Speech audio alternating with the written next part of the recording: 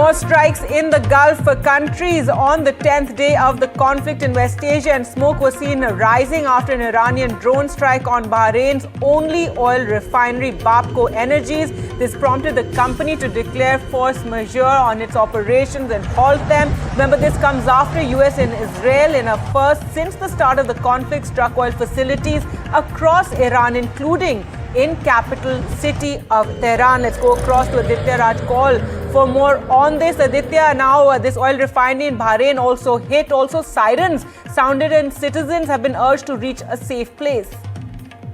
Well, that's right, Gargi. That's the latest we're picking up. This is, in fact, the Iranian drones causing this damage. It's Bahrainian oil company Bapco that has been hit.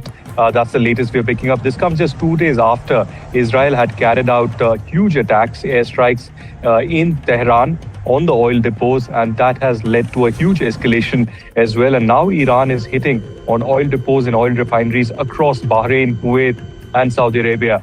So clearly, it's a violation of the principles. That's what Iran is saying. In fact, the Iranian army has come out with a huge warning and a threat against Israel and US that this could lead to a serious escalation, and Iran is bound to hit back in terms of defense and trying to defend themselves. So now these very dramatic visuals coming on your screens on NDTV from Bahrain, where Bapco has been hit. This is an oil company, an oil refinery that has been attacked by Iranian drone.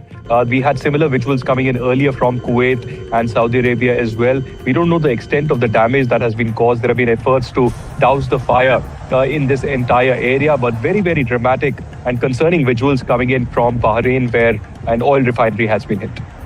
That's right, Aditya. And also more worrying is how Iran has now warned, and the Revolutionary Guards there have warned of an energy war after, the strikes that took place yesterday on their oil refineries, and now hitting out, as we can see from these visuals, hitting out in Bahrain as well on an oil company. Well, yes, this is bound to be a serious escalation. In fact, the Iranian army and the IRGC, which is the Iranian Revolutionary Guard, have issued a very, very serious threat, saying that the oil prices could skyrocket. And in fact, this also comes at a time when the Strait of Hormuz has been, a huge question mark whether there will be smooth, passage of the oil tankers and vessels and frigates around that particular area. Already, Iran had warned earlier that European, American, Israeli ships will not be allowed in that particular area. Only Indian, Chinese, and other nationalities could be really allowed to pass very safely. So it is a concerning development coming in that could skyrocket oil prices and lead to connectivity problems in this entire area. But when we talk about the east-west corridor that passes through the Strait of Hormuz, but certainly as of now, India is also keeping a very close watch on this development, because anything in terms of attack on oil refineries could really create havoc for India as well, not just in terms of pricing, but also in terms of sourcing. As of now, Indian government says that we are very much comfortable in terms of the huge stockpile for 2 months that we have.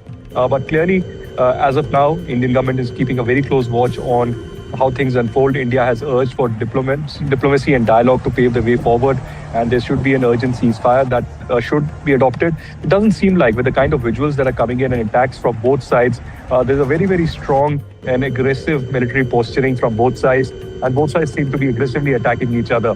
There's massive damage that's been witnessed in Tehran, and now Tehran hitting back Bahrain, Kuwait, and Saudi Arabia, where major oil refineries are located.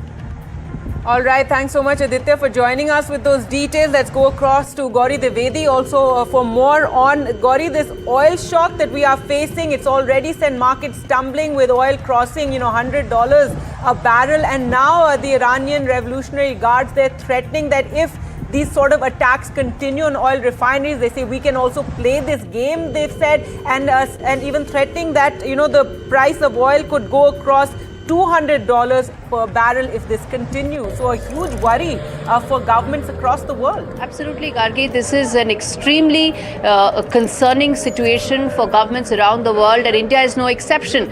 We import about 85% of our energy needs. So something that actually leads to massive disruption of supply lines with regard to energy has a direct impact on India.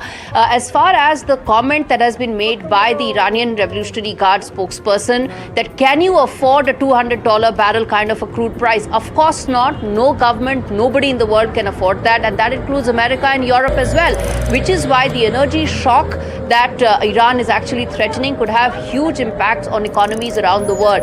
In addition to that, the update that has come in with regard to force majeure being implemented by BAPCO also means that suddenly you will have a constraint with regard to supply of crude oil as well. About 400,000 barrels per day is roughly the kind of capacity with which BAPCO operates with. If there is a force majeure, if that comes into operation, it means that much amount of supply also goes off the market. So you're talking about further constraints to supply at a time when this conflict is only escalating. It is now about oil and energy infrastructure that is being targeted on both sides, and that could have huge impacts on both the supply as well as the pricing demand. Right, and Gauri, given this situation and the oil shock, energy shock, obviously all countries are also, preparing for the worst, and we know that the G7 are to meet to discuss possible release of emergency oil that they may have. Indeed, and if that happens in the immediate, that could actually have a huge positive impact on energy markets because what it will mean is that 3 out of the 7 countries are willing to put in and release the reserves that they have right now, and that includes America, which has one of the world's largest reserves. So if additional reserves are released in the market, then in the immediate, suddenly there will be an additional supply, and that will ensure that prices don't rise. But if there's a caveat here, Gargi, if this conflict continues, we are already on day 10.